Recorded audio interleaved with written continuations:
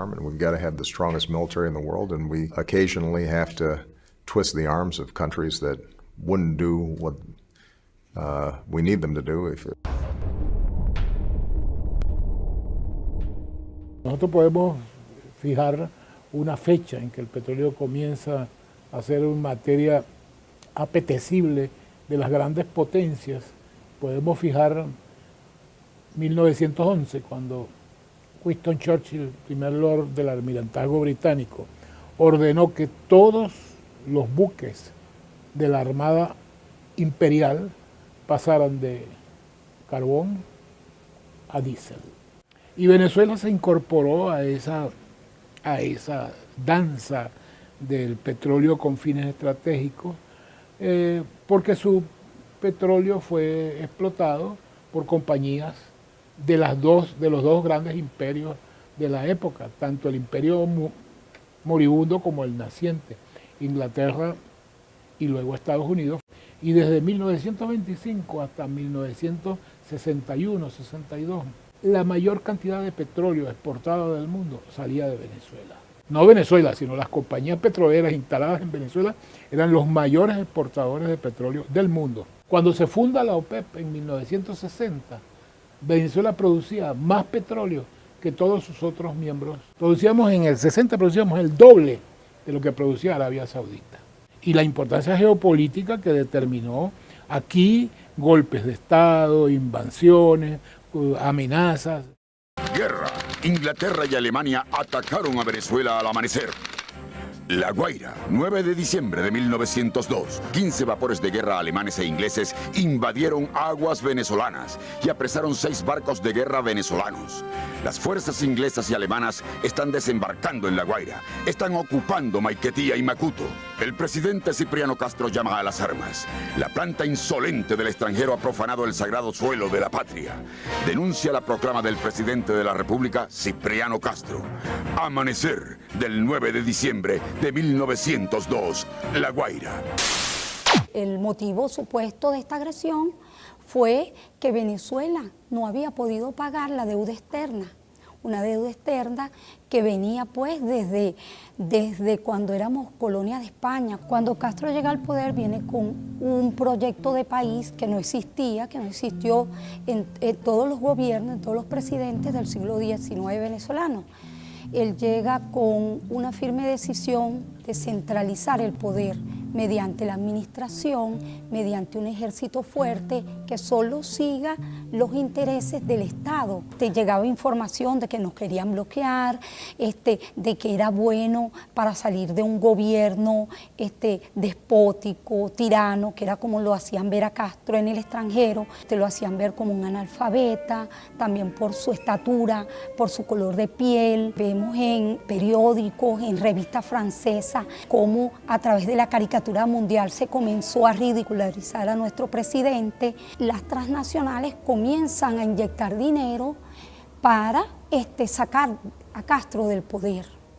¿Qué pasa? Una vez que no pueden por esta vía, mediante levantamientos en el territorio nacional, vienen con una segunda fase que fue el bloqueo a las costas venezolanas. Estados Unidos habla con Alemania e Inglaterra y le dice que ellos van a permitir el bloqueo, un bloqueo pacífico, pero que no debe haber agresión y menos que ellos quieran apoderarse de territorio venezolano. A partir del 13 de diciembre, Alemania comienza a bombardear Puerto Cabello, después bombardea Maracaibo, y al momento de estos bombardeos, Estados Unidos interviene y obliga a Alemania a que se siente con él. Todo eso hizo que el gobierno fuera perdiendo credibilidad, hasta que, fíjense, en 1905, Castro toma poder de la comunicación en Venezuela, no le renueva la concesión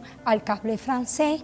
Eso hace pues que Francia esté más molesta y rompa relaciones con Venezuela. 1904. El presidente Cipriano Castro decreta la expropiación de la transnacional New York and Bermúdez Company, que desde 1885 exportaba asfalto prácticamente sin pagar impuestos. A Cipriano Castro lo derrocaron los gringos, lo derrocó el petróleo. Estados Unidos en este contexto muestra que a partir de este conflicto ellos son los que van a tener el control en este territorio de que Venezuela fuera el patio trasero de Estados Unidos.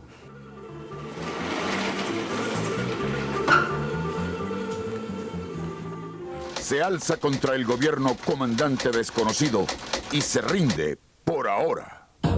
Caracas, madrugada del 4 de febrero de 1992. Urgentísimo. Un comandante paracaidista desconocido se alzó hoy contra el gobierno de Carlos Andrés Pérez. Los rebeldes comandados por el teniente coronel Arias Cárdenas tomaron Maracaibo. Enfrentamientos en muchas ciudades del país. Los revolucionarios atacaron el Palacio de Miraflores y la residencia presidencial de La Casona. El presidente Pérez escapó milagrosamente. El gobierno anuncia que dominó la situación. Un comandante paracaidista llamado Hugo Chávez asumió la responsabilidad del movimiento y se rindió por ahora porque los objetivos no fueron logrados, afirmó el rebelde. Esa fuerza inmensa que es y será el movimiento bolivariano, aliado en un gran frente nacional, donde se integren las diversas fuerzas sociales del país y del continente, por qué no decirlo así, vamos a tomar el poder y vamos a transformar este destino venezolano. Ese odio de cierta prensa venezolana no comenzó ni siquiera desde la asunción del poder del presidente Chávez, sino incluso desde su aparición el 4 de febrero de 1992. Desde ese mismo momento comenzaron a satanizar su figura y su proyecto que reivindicaba el bolivarianismo. Bueno, en principio a utilizar la figura del militar latinoamericano, el milico, la bota militar, y trataron de construir una imagen que afortunadamente el pueblo venezolano no se creyó.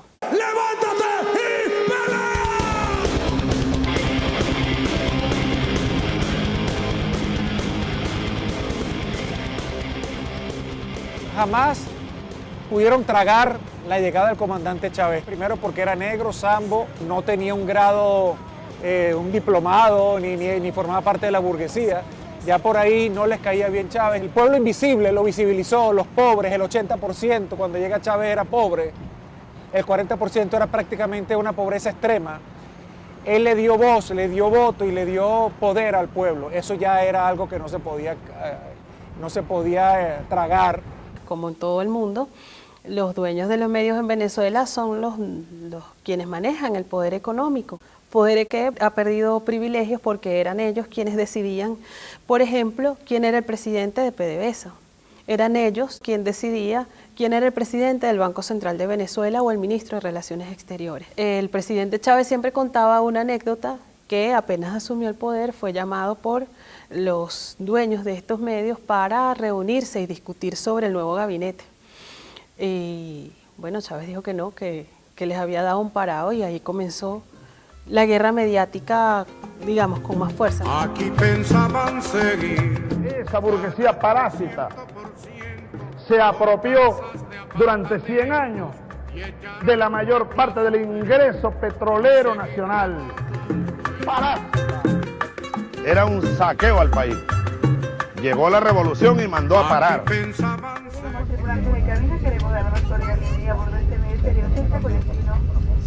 el aeropuerto internacional de Maracaibo. Pura solista para el estadio.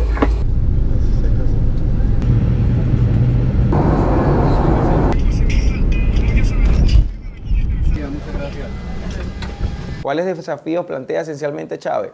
Primero, el rescate de la idea de soberanía, es decir, la decisión del Estado y quien dirige la política exterior del Estado, que es el presidente Chávez, por rango constitucional, definir una política que corresponde a los intereses de la nación. Segundo, y que no menos importante porque la coloca en segundo lugar, esa política de soberanía está construida sobre otro concepto muy importante, independencia. Y tercero, y no por eso tampoco menos importante, es que esa política de soberanía e independencia tiene un correlato específico, manejo y administración de recursos naturales. Ante el choque de esa doctrina con los intereses estratégicos de Estados Unidos, por supuesto, en términos del control de los recursos naturales, en términos de dependencia, se produce una escalada de acciones de los Estados Unidos destinado a desestabilizar a Chávez. Por eso que es interesante a veces en estas discusiones, cuando dicen, bueno, es que los Estados Unidos en los últimos años es que ha tenido una política agresiva hacia Venezuela. No, desde 1999-2000 es una política consecuente que tiene que ver con una actitud muy grosera, muy prepotente y bastante paranoica incluso por parte de los Estados Unidos hacia Venezuela. Obviously, Venezuela is important because they're the third largest supplier of petroleum. I would say that Mr. Chavez, and the State Department may say this, probably doesn't have the interest of the United States. Todos fueron derrocados. Cipriano Castro, después Isaías Medina, después Carlos Delgado, antes de él Rómulo Gallego, un gran escritor, y yo. Derrocado. Y la causa fundamental, el petróleo.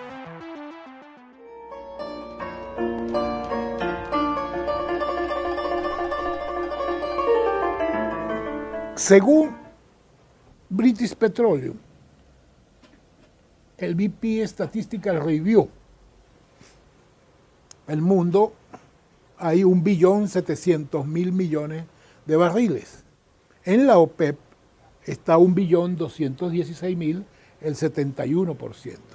Y en Venezuela, con la certificación Ryder Scott PDVSA, estos 298.000 que te decía, equivalen al 17,55% de todas las reservas probadas del mundo.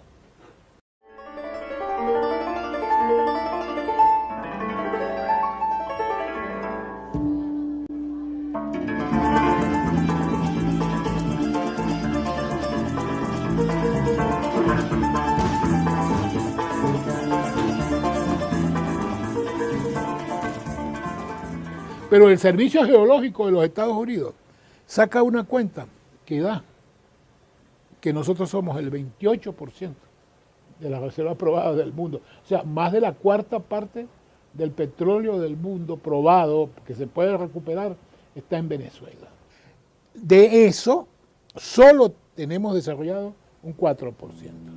Aquí hay yacimientos muy, muy viejos que todavía producen 500.000 de barriles diarios.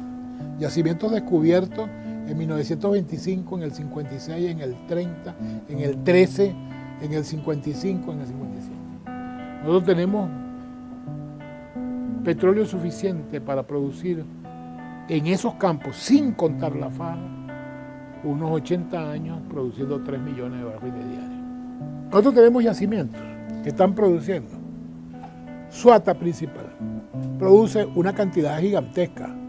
Produce más que Ecuador, un campo, y va a durar a esa tasa de producción 532 años. Aquí hay uno que va a durar 1942 años. Salud amigos, tripulantes de nuestra querida, contaminada y única nave espacial.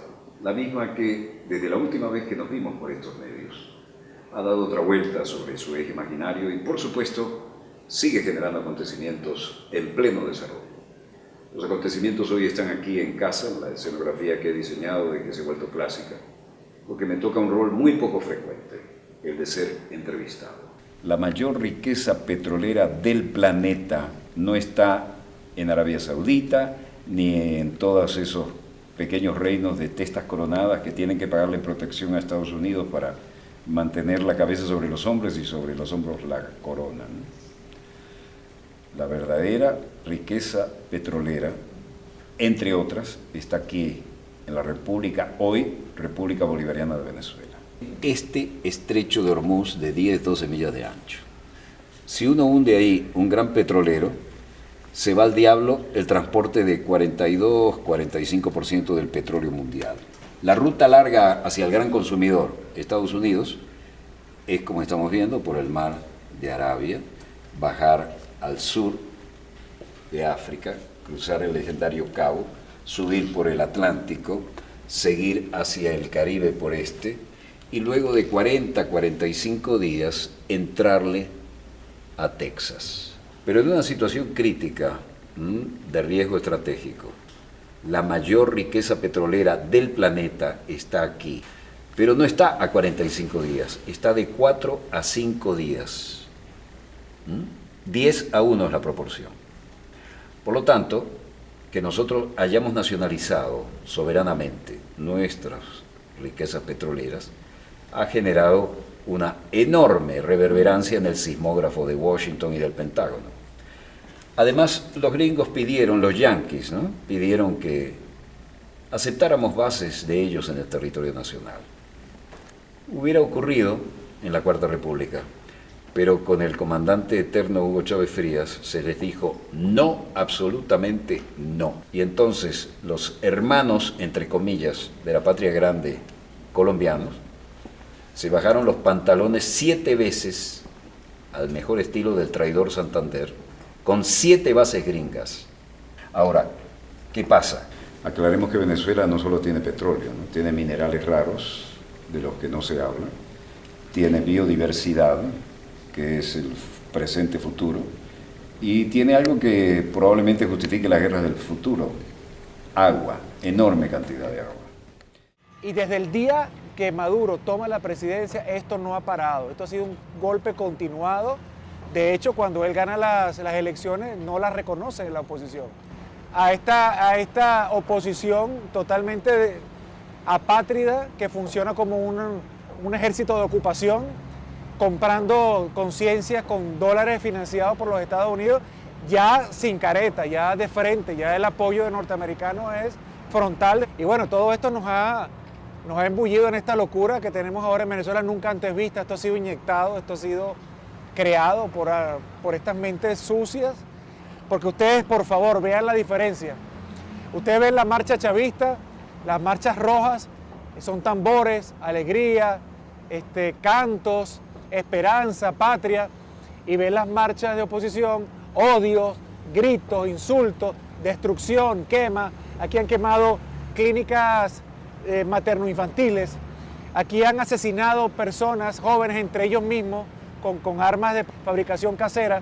Aquí han quemado, nada más en la noche de ayer, por ejemplo, para decirles algo, quemaron 51 autobuses de primera que son para el pueblo, y se suma, ya pasan los 200 autobuses quemados. Han arremetido contra el metro, han arremetido contra liceos, escuelas, han destruido universidades, han llamado directamente a la violencia, han llamado al golpe de Estado, inclusive con mensajes directos a las Fuerzas Armadas, y han comprado jóvenes, haciéndoles creer, les han lavado el cerebro, haciéndoles creer que están en una labor patriótica, y a otros los están pagando, inclusive están pagando a bandas armadas de delincuentes para que creen el caos y actúen, como les dije antes, como un ejército de ocupación.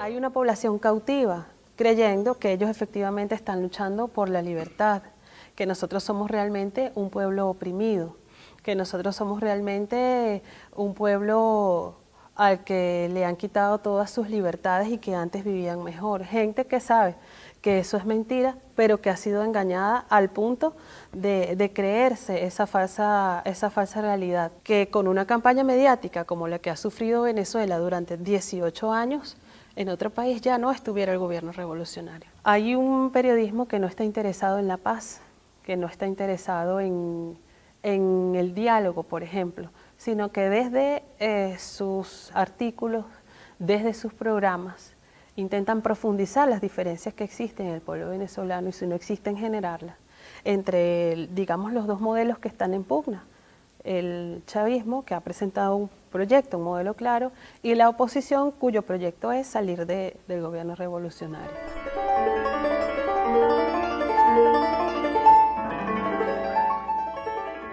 durante todos estos años ha construido una imagen sobre Venezuela. Y es una imagen que se ha distribuido a través de todas las fuentes informativas posibles. Deportistas, artistas, cantantes, es decir, en todas las fuentes informativas tú encuentras información distorsionada sobre Venezuela. La gente en el mundo se ha convertido en una venezolanóloga, o sea, son expertos en Venezuela, pero no han pisado nunca este país, no tienen relación directa con lo que verdaderamente aquí está pasando. Los periodistas de Venezuela vinieron a contar una historia que les dijeron, vayan y cuenten el hambre de Venezuela, cuenten las colas por los alimentos en Venezuela, cuenten la necesidad de medicinas. ¿Qué pasaría si esas mismas órdenes las recibieran para contar Colombia? ¿Qué pasaría si esas mismas órdenes las recibieran para contar Brasil? ¿Qué pasaría si esas mismas órdenes las recibieran para contar México? Pero cuando te mandan a cubrir México, no te mandan a cubrir el hambre, la falta de medicinas, la dificultad para acceder a servicios públicos, no te mandan a contar otras historias. Y eso es lo que está pasando de una manera muy evidente, es muy claro. Los periodistas extranjeros vienen a contar la historia que les han mandado a contar. Las imágenes en vivo de las movilizaciones opositoras en la autopista, en una gran avenida de Caracas, llegan, están retenidos por la Guardia Nacional, hay confrontación, hay gases lacrimógenos. Esa es la imagen que se repite, pero aparte de ese pequeño lugar de Venezuela, están ocurriendo una cantidad de cosas que los medios internacionales no están cubriendo, y no los están cubriendo no porque no sean capaces de cubrirlo o porque no tengan periodistas talentosos, es simplemente porque la instrucción, la orden es venir a cubrir las historias que el medio quiere escuchar. Pero se pierden de algo que está pasando en este país que sí es único, y es el empoderamiento de la gente de base, y que explica en buena medida por qué el gobierno de Nicolás Maduro y antes el gobierno de Hugo Chávez no se ha derrumbado. Hay varios pilares para el modelo bolivariano, por supuesto, pero una de las cosas más importantes es cómo esta gente entiende hoy el hecho político, incluso aquellos que adversan el proceso bolivariano. La discusión del pueblo venezolano sobre la política no se está dando en ninguna otra región de esta parte del planeta donde nosotros vivimos, y eso no lo vienen a contar los medios internacionales, porque el interés es muy claro, es construir un estado de opinión sobre Venezuela que permita una segunda, tercera fase de agresión y de intervención sobre el país que desde mi punto de vista ya comenzó.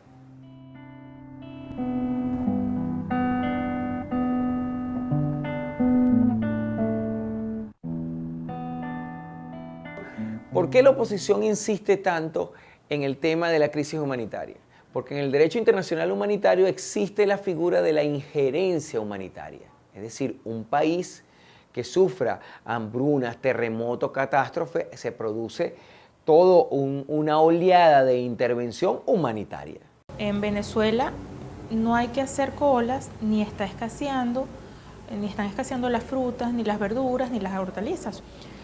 Pero sí aquellos productos y además son de alto consumo, pero sí aquellos productos que, siendo de alto consumo, la producción está concentrada en un 80% en no más de 2 o 3 empresas, ¿no?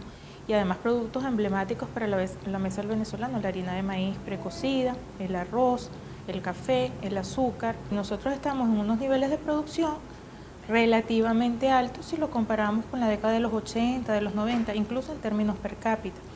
No es la caída de la producción lo que está explicando las colas de algunos productos, ni tampoco el incremento de los precios. Si de verdad fuese un problema de producción, porque el producto sí se consigue en los mercados ilegales, porque los productos están en los mercados ilegales. Entonces alguien los produjo, alguien los importó, en el caso de que fuesen importados. El Estado capta las divisas por exportación de petróleo, en un 95%.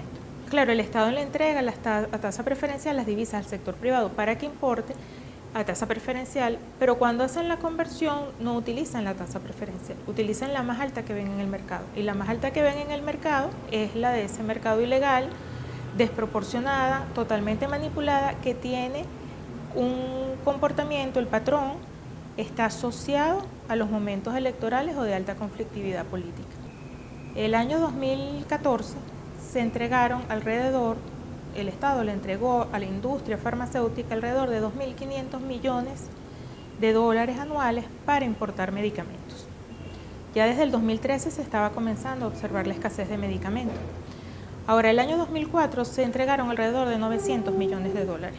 La diferencia es grande, ¿no? De 900 a 1.400. Los venezolanos no nos hemos enfermado tanto en 10 años para justificar ese incremento. Sin embargo, los medicamentos no están.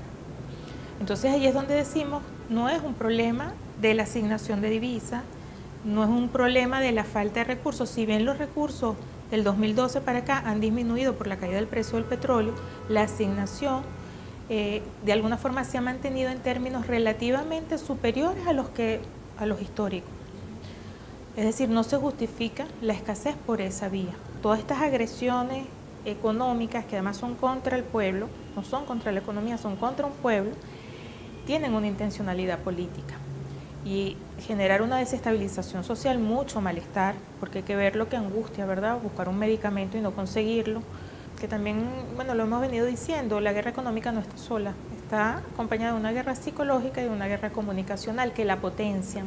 O sea, se crean los hechos, pero luego se desvía la responsabilidad de los hechos en una campaña comunicacional y psicológica, donde se muestra que la culpa es de un modelo socialista fracasado, cuando más bien son prácticas que han manipulado estos mercados. Algo similar ocurrió en Chile, en la época de Salvador Allende, entre el año 70 y 73, largas colas para conseguir bienes esenciales, pero los niveles de producción nunca cayeron, los niveles de importación tampoco. Luego que cae Allende, empiezan a aparecer los productos, pero que dicho por el propio Nixon y digamos las instrucciones que daba era hacer chillar la economía, porque lo que no quería era que se consolidara un gobierno distinto, un sistema distinto al capitalista, y que lograra mostrar y que pudiese mostrar sus logros. Bueno, yo lo que creo es que se ha intentado vender que es un Estado fallido, y no solo se ha intentado vender, sino propiciar, es decir, con esa oposición violenta, también con una guerra económica, es decir, que no es fruto de la conspiranoica, ¿no? Que es exactamente igual que se hizo contra el gobierno de Salvador Allende, ¿no? Se está viendo, por ejemplo, las farmacéuticas o las grandes industrias, a pesar de que Venezuela ha pagado sistemáticamente toda la deuda, no está en default, no se le está suministrando pues los elementos para trasladar a su población, por ejemplo, medicinas, algo tan importante, ¿no? Sobre todo en tema de hipertensión, son medicinas además que afectan mucho a la población. Yo creo que ha habido un esquema de declararlo Estado fallido a la manera de las intervenciones, pero lo que está detrás es el control de un proyecto político que lidera Venezuela, de integración regional. Relación con las acciones del gobierno venezolano, que viola los derechos humanos en términos de aspectos fundamentales vinculados a las libertades. Continuamos en trabajo cercano con el Congreso, así como con otros actores de la región. El presidente Obama sí va a firmar las sanciones y coordinar su implementación.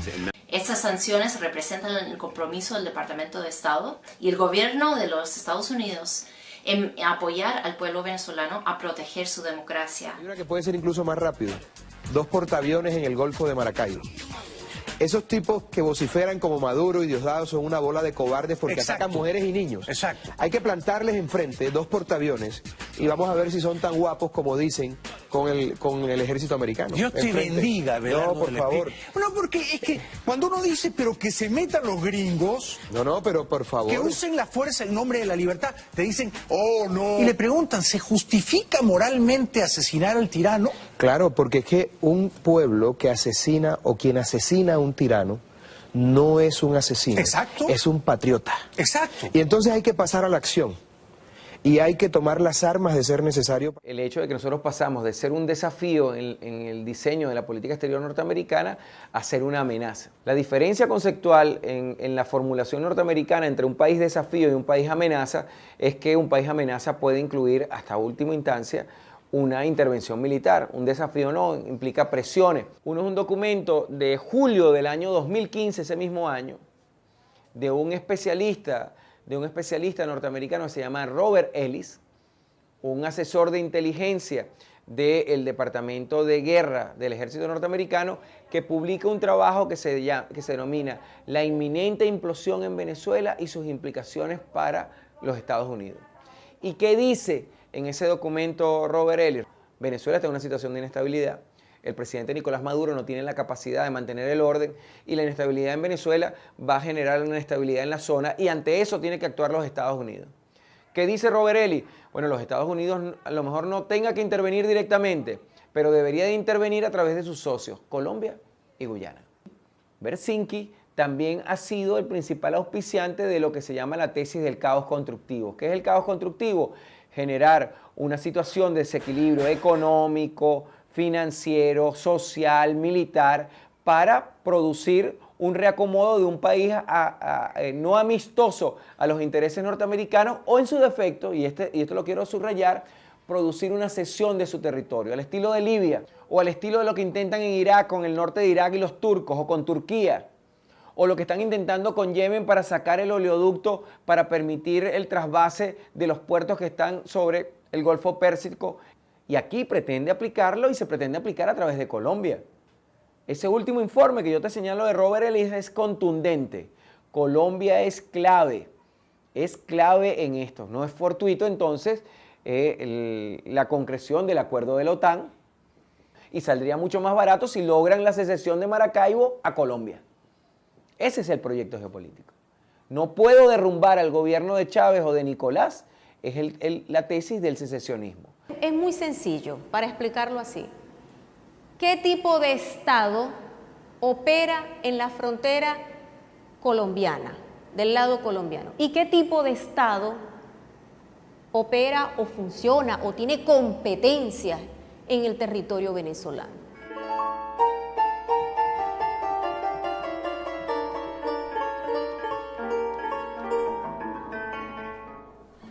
Venezuela históricamente ha pagado, ha cubierto una deuda social de los gobiernos colombianos con la población.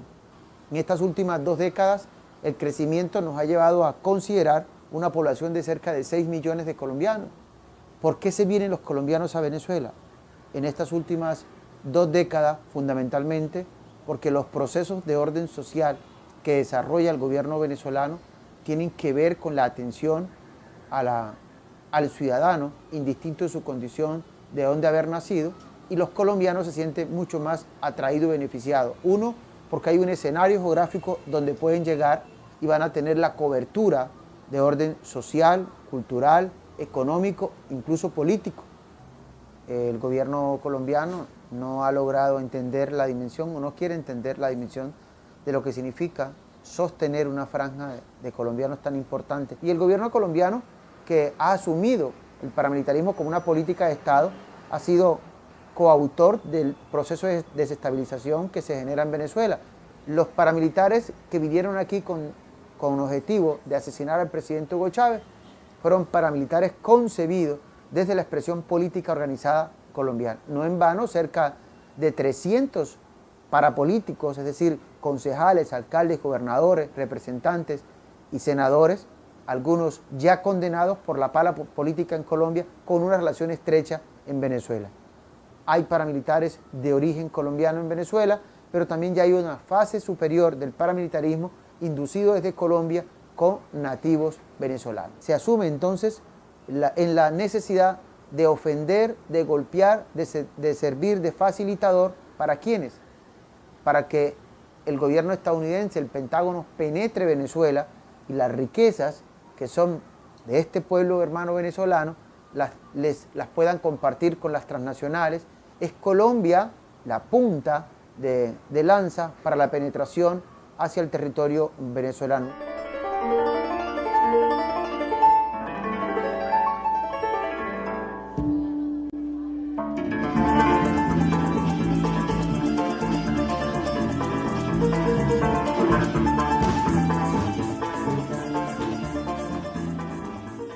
Obama nos caracterizó como una amenaza extraordinaria e inusual. Trump está súper de acuerdo con eso y nos menciona directamente en ese Energy Plan, America First Energy Plan. Ahí menciona Venezuela, Irán, Rusia.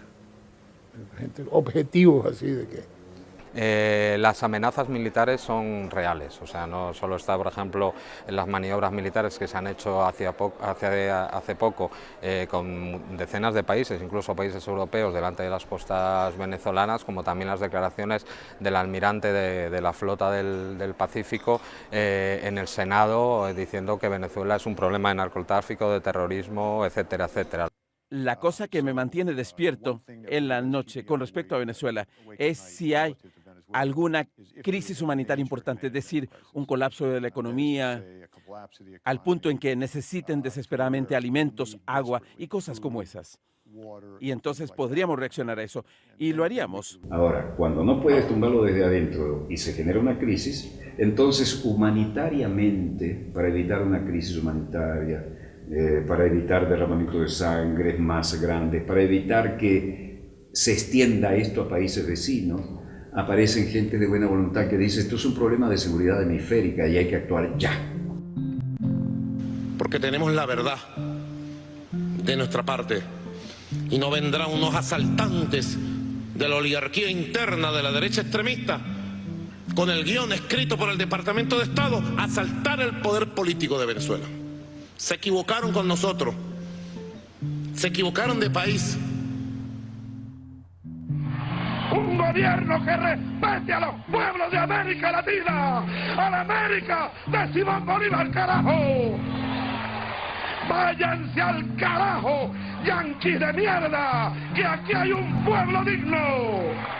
Sépanlo, estamos resueltos a ser libres, pase lo que pase y cuéstenos lo que nos cueste. ¡Ya basta! ¡Ya basta!